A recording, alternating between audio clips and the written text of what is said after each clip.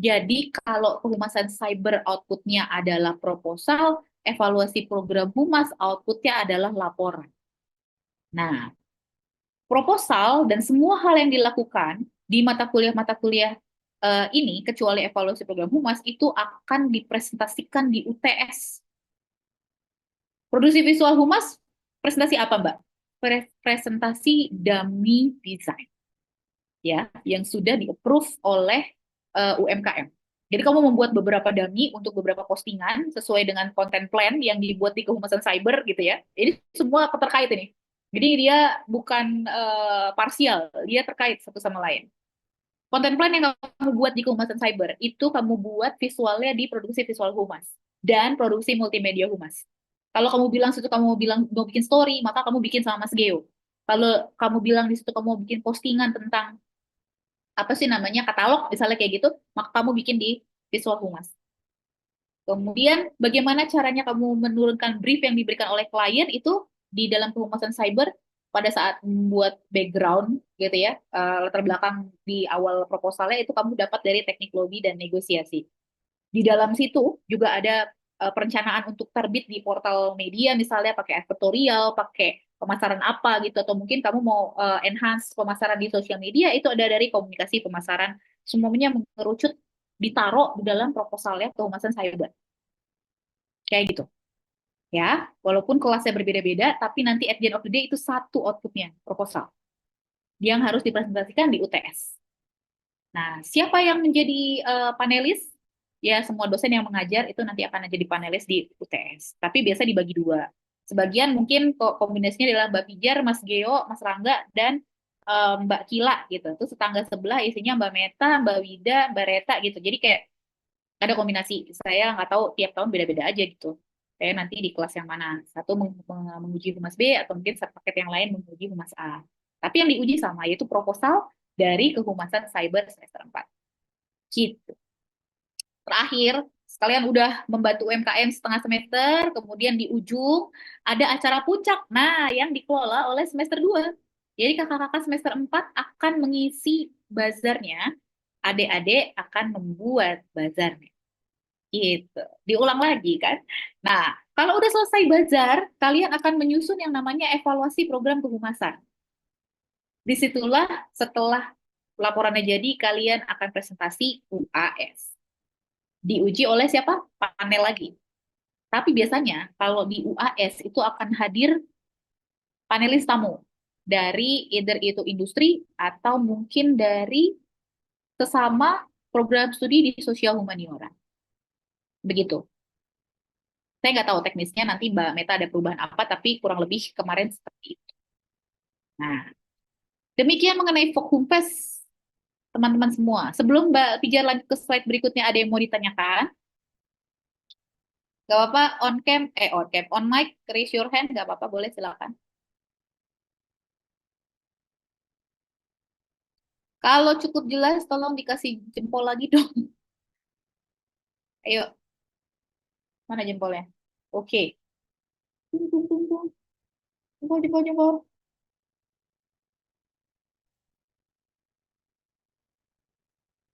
Oke, oke, mantap. Dah, jempolnya udah quorum. Kalau ternyata nanti ada pertanyaan, boleh tanyakan lagi ya. Demikian Fokumfest. Mudah-mudahan lancar dan sukses. Nah, sekarang kita kembali lagi ke PVH. Ini komponen nilainya, teman-teman. Jadi nilai UTS yang saya input untuk nilai kalian PVH itu adalah UTS Dummy Design. Nilainya nilai kelompok. Persentasenya 20.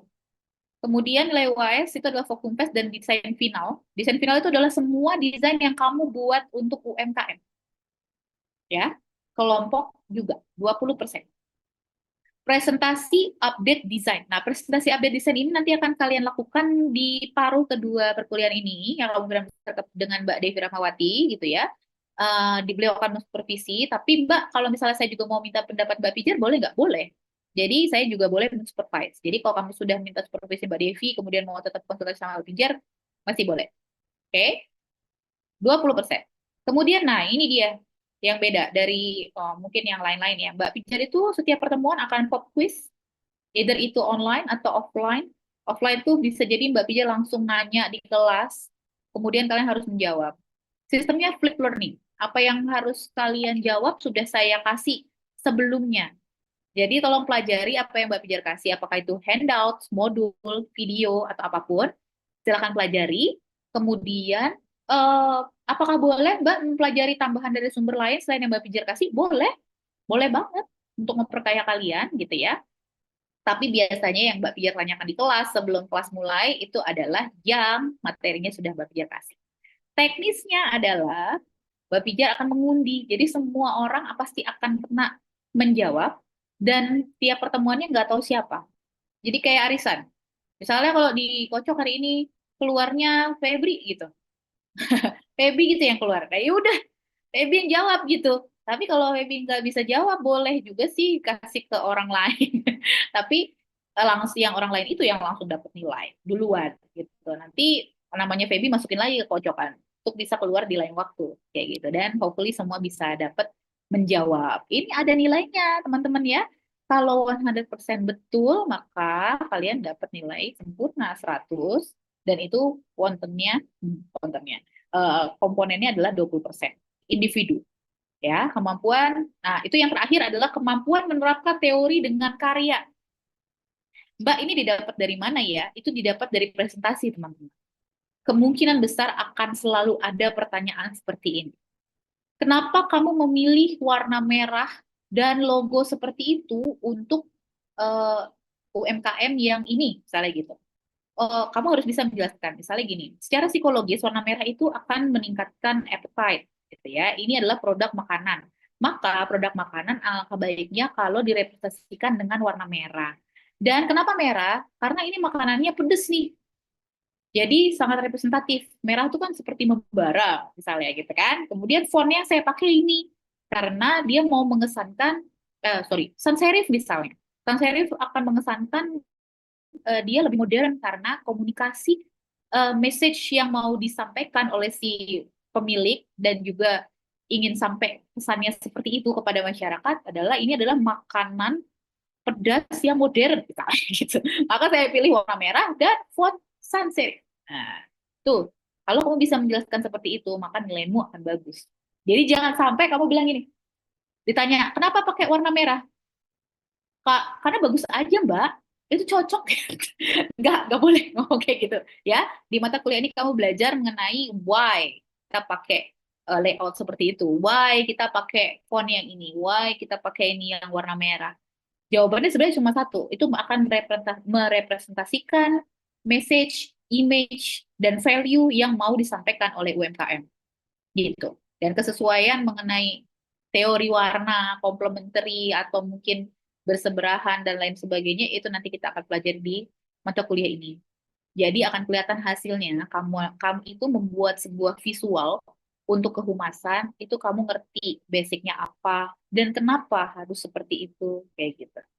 Pun nanti foto-fotonya gitu ya, terkait dengan foto yang diambil di kelasnya Mas Geo, nanti kamu taruh untuk bikin visual kehumasan di kelas ini, kamu juga harus bisa menjelaskan kenapa fotonya yang ini gitu ya. Dan itu kami kasih nilai. Kalau kalian fasih sekali melakukan itu, maka 20% dari nilai keseluruhan gitu. Perbedaan antara nilai satu anak dengan anak yang lain itu memang ditentukan dari pop quiz, dan teman-teman nanti Mbak Meta tuh di program studi akan selalu menyebar yang namanya peer review. Peer review itu nanti akan menentukan apakah kamu bisa mendapatkan nilai 100% yang didapatkan oleh kelompok tersebut. Dan di situ kamu akan menilai temanmu sendiri. Jadi free rider akan kelihatan. Dan di kelas Bapijar itu kalian halal untuk mengeksklud teman yang dirasa tidak melakukan kontribusi maksimal atau bahkan nggak ngapa-ngapain. Jadi kamu boleh eksklud dia, kasih tahu saya, infokan kepada saya, maka dengan kesepakatan seluruh kelompok bahwa anak ini kami eksklud Mbak dari kelompok untuk diberi nilai. Gitu. Maka dia otomatis akan nol karena hasil kesepakatan seluruh kelompok. Untuk itu, ya, tolong lakukan kontribusi sebaik-baiknya kepada kelompok karena itu dihalalkan di kelas saya untuk mengeksklud anggota yang tidak berkontribusi. Oke? Ini fatal kalau misalnya kalian nggak lulus di salah satu mata kuliah di semester ini. Bayangkan ini ngulangnya ribet banget loh, ya. Kalian harus kembali ulang melakukan Vokhumpes. Dan kalau semuanya itu nanti repot banget. Parsial pun repot. Jadi tolong, tolong banget jangan sampai ada yang nggak lulus di semester 4 ini. Oke, teman-teman ya. Ini adalah komponen nilai. Dah, sudah selesai. Thank you. Ada pertanyaan, teman-teman?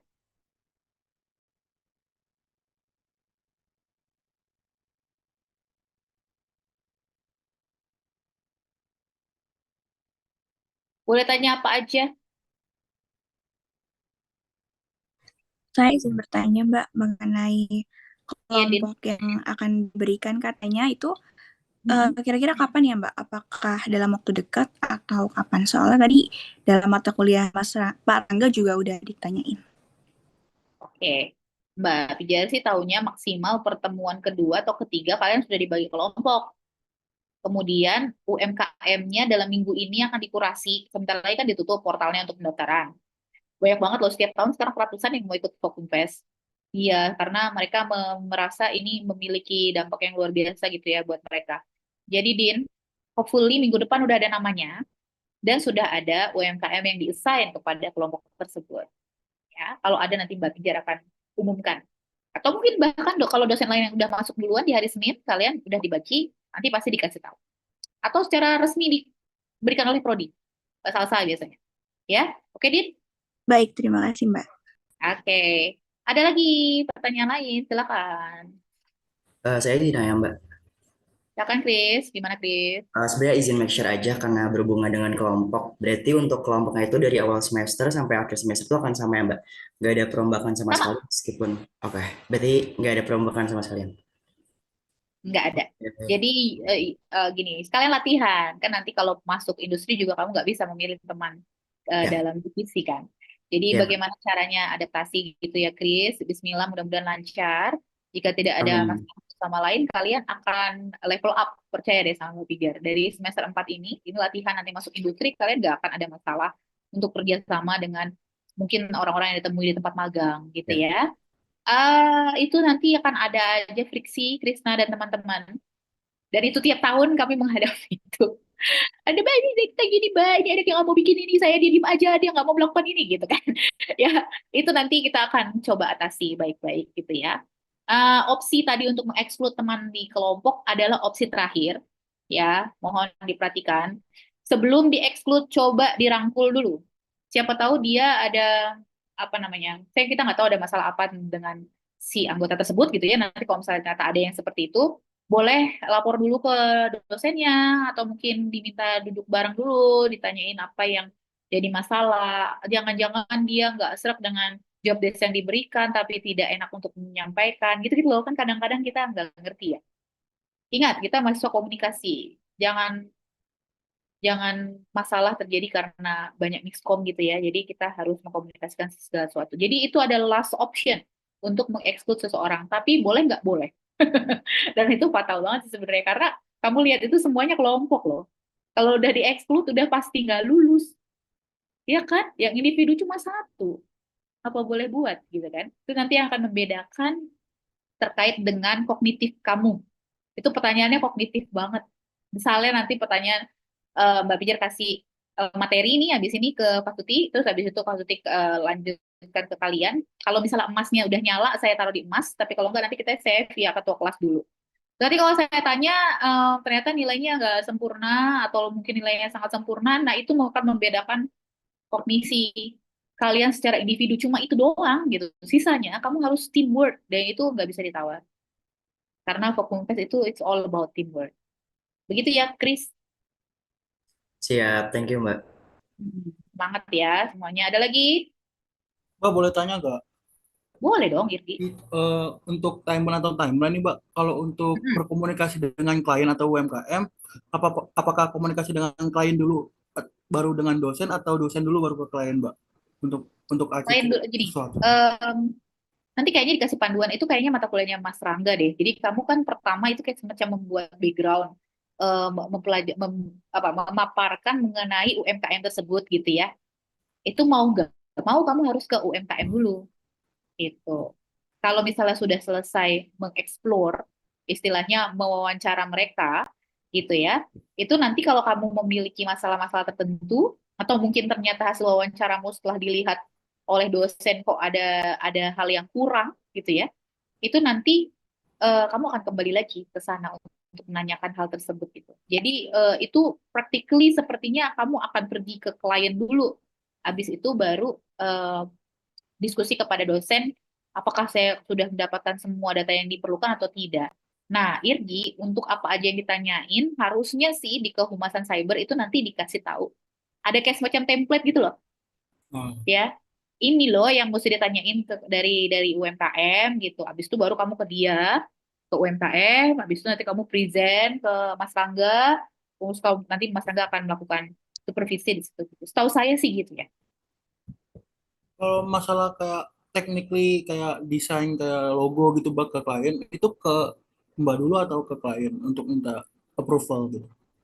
Oh, kadang-kadang ada yang minta, ada yang enggak, Irgi. Oh, Jadi memang ini teknisnya adalah kamu ke sana dulu, butuhnya apa gitu.